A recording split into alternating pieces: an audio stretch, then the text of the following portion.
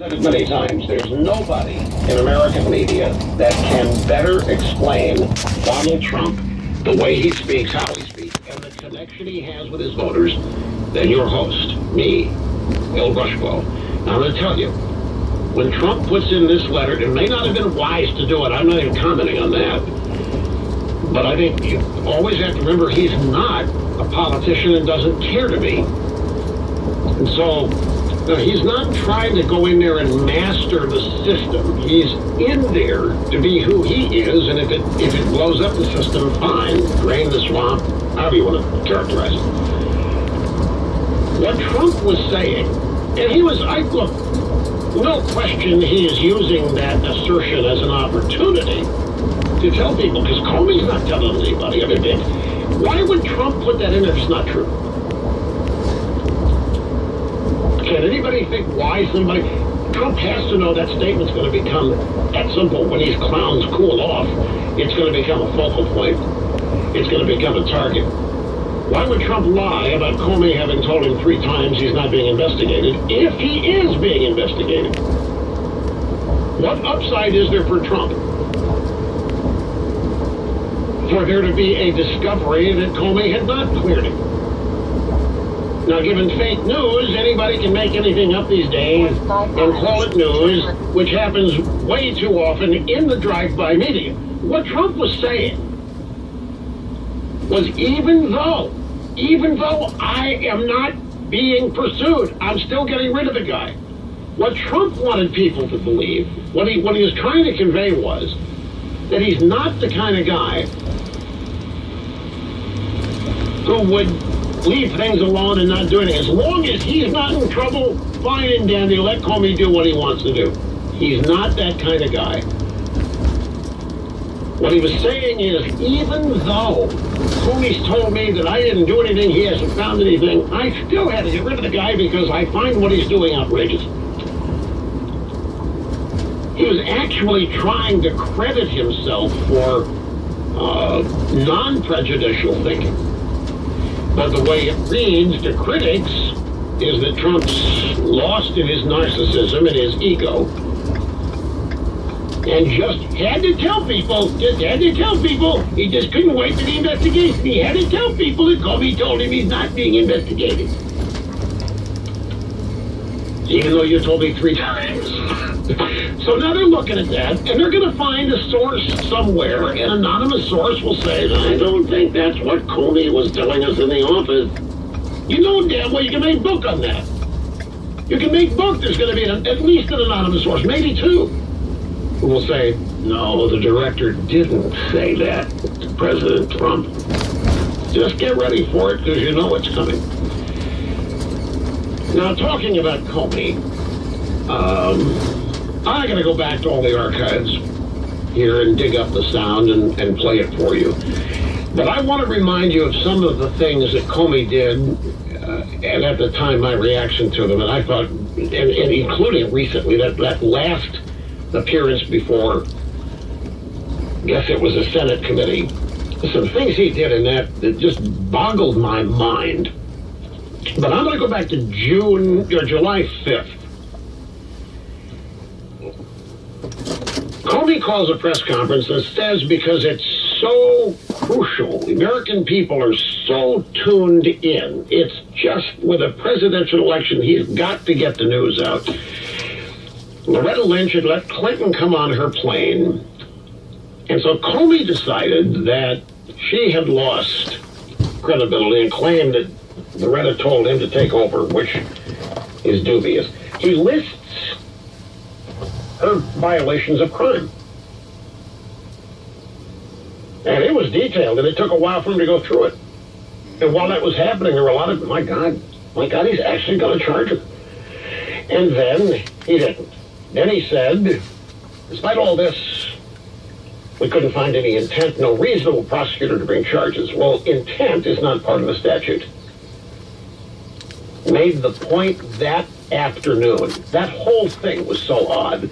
Now, people on the right loved it because it served a purpose for them. It got an official indictment, if you will. An unofficial indictment, a list of her criminal behavior. I remember Comey supporters at the time said, he's really a smart guy. He can't bring charges because the DOJ is never going to pursue Hillary because she's a big Democrat and it's the Obama administration. So Comey's doing what he can to nail a woman. And all he can do is go out there and tell the public her crimes and let them affect me, the jury, and the verdict will be rendered on Election Day. And that's how many on the right credited Comey for what he was doing. I thought, I've never seen an FBI director behave this way. I've never, and I've been involved in these things, and I have never seen the department head of an investigative unit call a press conference to list the crimes somebody's not going to be charged with. I've never seen that.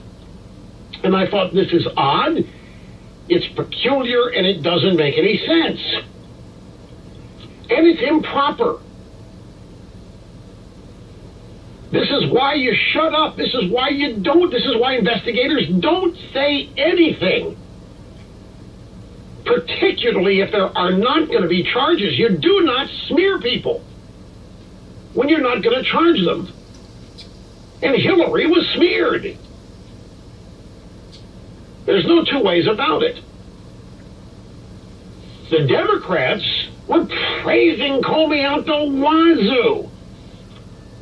He was wise. He was smart. He realized that she had no intention of behaving in criminal fashion, and she didn't. And he was very mature, and he came to the only conclusion he could have come to. He exonerated her and closed the investigation. Democrats loved Comey. Man, that was awesome. That took one of those giant roadblocks out of the way. It was smooth sailing after that. And it was strange, and it was improper, and it is cited in the memo from Rosenstein to Jeff Sessions as being one of the reasons why what Comey did is improper and way beyond the bounds. I think Comey was out of control. I think Comey loved being in the center of things. I think Comey loved being the focus of attention. I think Comey, contrary to being nauseous that he might have impacted elections, loved it. Most people do, folks. Most people love basking in the glow of fake media. Most people just absolutely adore fame. Until they get it. But they do. And I think Comey just got caught up in this and became in his mind far more and far bigger than just the director of the FBI. The director of the FBI is an employee of the Justice Department and is a subordinate to the Attorney General and the Department of Justice. And here he had assumed control over it. That was another misstep. Then you go to the October 28th letter, when he found that there'd been some emails ending up on Carlos Danger's computer from his wife, Uma Weiner. And so he told Congress, we got to look into this. We're reopening the investigation. But we don't know where it's going. Why tell anybody you're reopening the investigation if you don't want to have some impact on the election? This is October 28th. He wouldn't have had to tell anybody because he didn't know if it was going to lead anywhere. So once he compounds the same error, he doesn't know if there is anything to be discovered or learned, doesn't know if there's any criminal behavior activity, and yet sends a letter to Congress telling them we're reopening. The letter goes public, and the Democrats are livid. And now, all of a sudden, they go from loving Comey to hating Comey.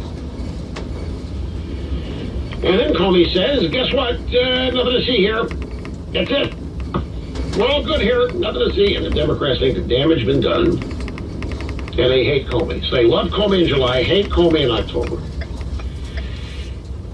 Hillary loses the election. They blame the Russians and Comey equally. Then they start blaming the Russians more than Comey. Then we got polling data this week that shows the letter that Comey sent on October 28th, according to state polls, probably was not a factor in her losing.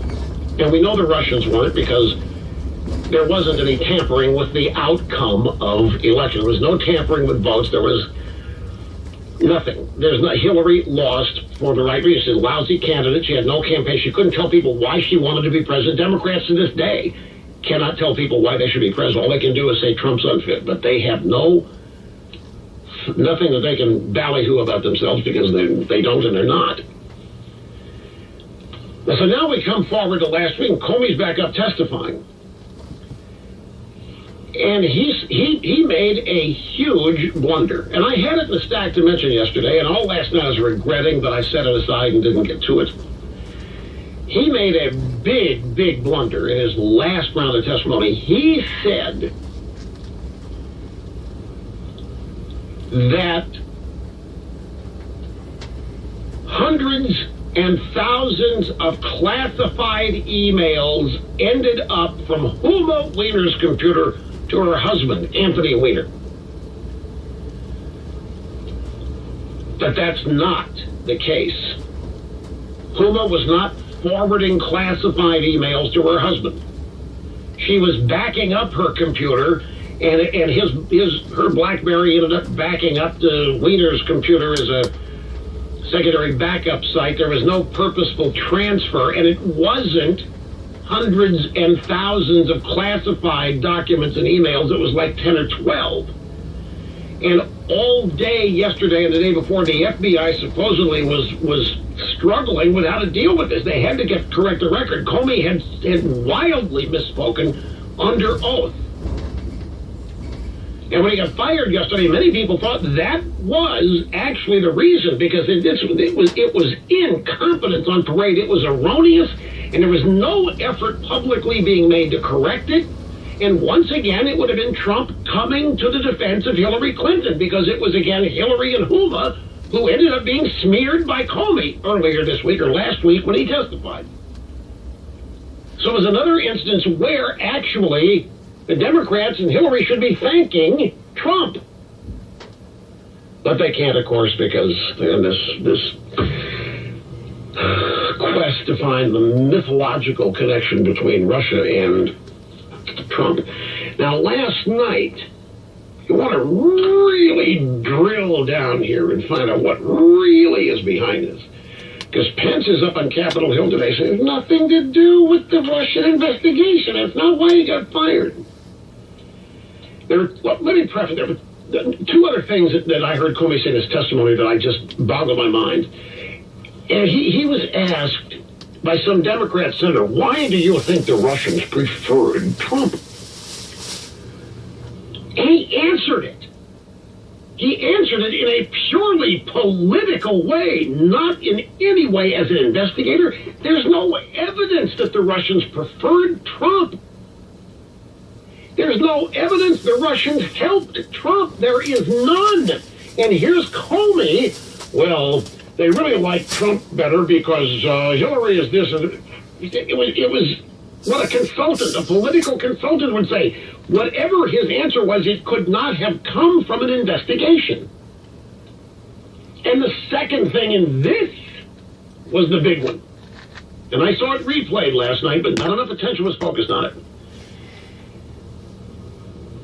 I think it was Trey Gowdy during a House investigation. Actually, it was doubled on with another Republican senator asked, are you going to investigate the unmasking of Republican officials? And he said no. I don't think so. I know we don't support leaking of classified information, but we don't investigate. I'm not asking you to investigate leaks. I'm asking you to investigate who is unmasking people who ought not be named in these secondary traps of surveillance of foreign actors. For example, Flynn was unmasked. The reason that he was talking to the Russian ambassador, the Russian ambassador was being phone tapped, surveilled. Flynn's name should have never been made public, but somebody unmasked, like Susan Rice, and Comey flatly refused to go there. And that's real criminality, folks. That is statutory felonious behavior. These unmaskings are. And Comey, no interest. Nope, not going to go there. No interest in classified leaking and finding out who's been. Can't go there. Too much of them. Last night, on Fox, Catherine Herridge, on their 9 o'clock show called The Five, said that Comey was fired because he refused to reveal the Obama administration unmaskers to President Trump. The Obama regime spied on and unmasked the identities and conversations of several Americans in 2016. This we know. That's felonious. There was no pursuit of Obama. Obama's surveilling people. Obama's engaging in a genuine criminal activity, and there's a big ho-hum and a range of silence from the media. The Republicans are asking Comey what he's going to do about it, and he says nothing. So apparently Trump asked for the FBI director to reveal the Obama administration unmaskers, and Comey refused to do it. He stalled turning the information over to the Trump administration. Catherine Herridge of Fox says that was the straw that broke the camel's back when Comey openly refused a request and refused to even conduct an investigation into this unmasking. Let me take a brief time out. We'll come back and continue after this. It's Rush 24/7.